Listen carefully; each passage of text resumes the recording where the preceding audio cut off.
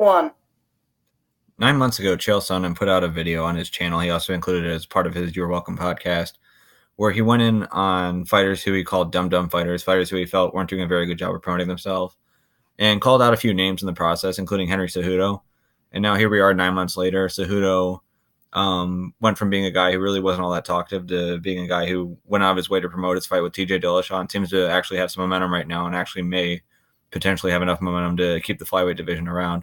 So I'm going to play through Chael's initial comments and then what Henry said in a recent interview after his fight with TJ, just acknowledging what Chael had said. That it's you. I watched Henry Cejudo go through this to the point that it has affected our relationship. He has since unfollowed me on Twitter of his way of letting me know he's listened to me on the show and he doesn't like what I had to say about it. Henry could not be more mismanaging his career, and he is so locked on wrapping himself in the American flag and that gold medal when he was a 20-year-old boy in 2008 that he has not yet seen this is the fight game. We're not looking for nice guys, Henry. You're a pretty nice guy. You're not what you appear to be on camera, where you're all smiles and just this little boy from 2008 that reached his gold medal dream. You're not. I'm okay with it either way. But if you want to make an omelet in this business, you're going to have to crack some eggs.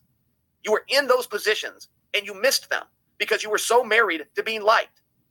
There's never been a nice, likable, monetizable, marketable champion. It hasn't happened. I will tell you the nicest, most likable, handsome, young, public servant champion ever is Stipe Miocic. The guy's great. And the guy can't draw to the point that they've had to go to somebody in a different weight class to try to get him over. Stipe's done everything right. Not insulting him in the least. I am using him because it is a name that you will recognize that's current and present, that does everything right, but the nice guy doesn't draw. So you can be Henry Cejudo and be unmad and push that little button on Twitter against Chael all you want. Chael's still right, Henry.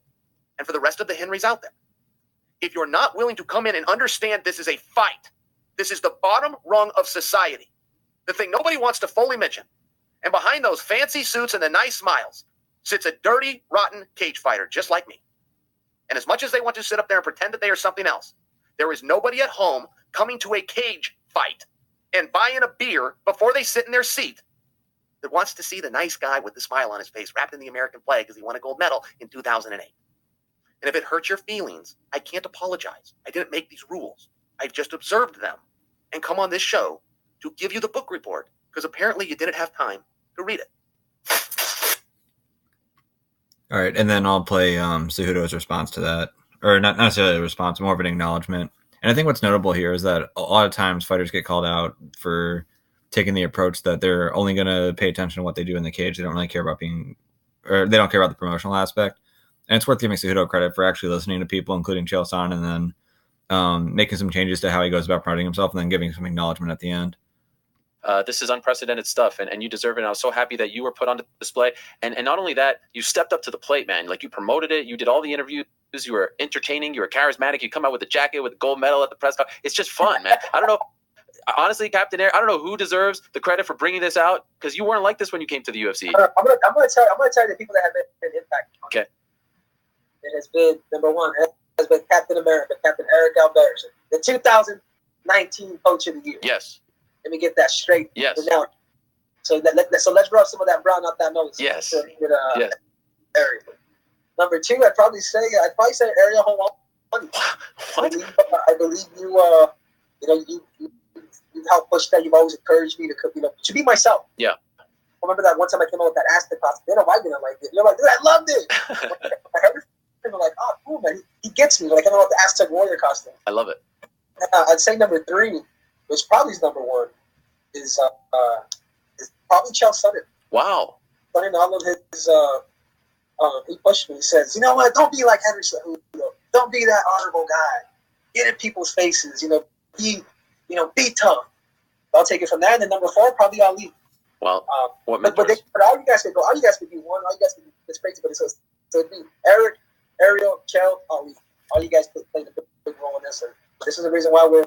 Yeah, so it's nice to see that Henry actually took the constructive criticism and actually used it to go out of his way to do a better job of promoting. Now, the UFC/ESPN Plus release numbers saying that there were over 500,000 people who signed up for ESPN Plus over the weekend for the fights. It's hard to say how many of those people were just signing up for the 7-day free trial and are just going to back out now that they're still within that 7-day period and they aren't actually intending to sign up.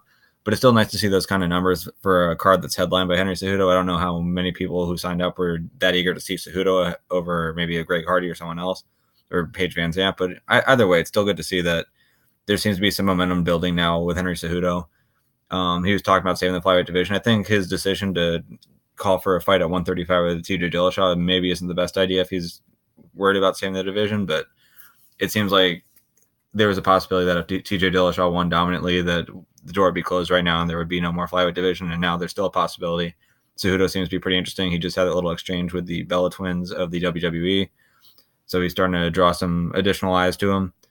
And it seems like if you're Dana White right now, you kind of have to let the thing run out and just kind of let Henry keep going, let him keep defending his title, see if the division can kind of build while he's drawing that out. And there could potentially be a reason for them to say, you know what, fuck it, we're going to stick around. We'll keep the division going and see where they go from there. Obviously, with Demetrius Johnson, there wasn't a whole lot of interest in the flyweight division, other than maybe the hardcore fans who just really liked watching Mighty Mouse fight. But it seems like now they're starting to draw some outside interest from more casual audiences than what we had seen under Demetrius Johnson. And that's good. And it may be coming at the perfect time. And if Henry Cejudo had been his old self from 9 months ago, who didn't want to talk, who only wanted to be the guy who shows up in the cage and fights, even if he did have this win, I don't know that it would be enough to keep the UFC flyweights around. And I don't know that it would really deter Dana White from getting rid of the division. So looks like there's a chance that the flyweights stick around. Looks like there's a chance that the flyweights may even prosper in the future, especially with all the cards that are going to be going on UFC or on ESPN Plus now with the new deal. And it's good that Henry Cejudo is going to be a guy who's getting himself out there, doing more interviews, doing a better job on the promotional side. And it's good that a guy like Chael Sonnen, who had a pretty harsh rant against him, seems to have struck a nerve with him.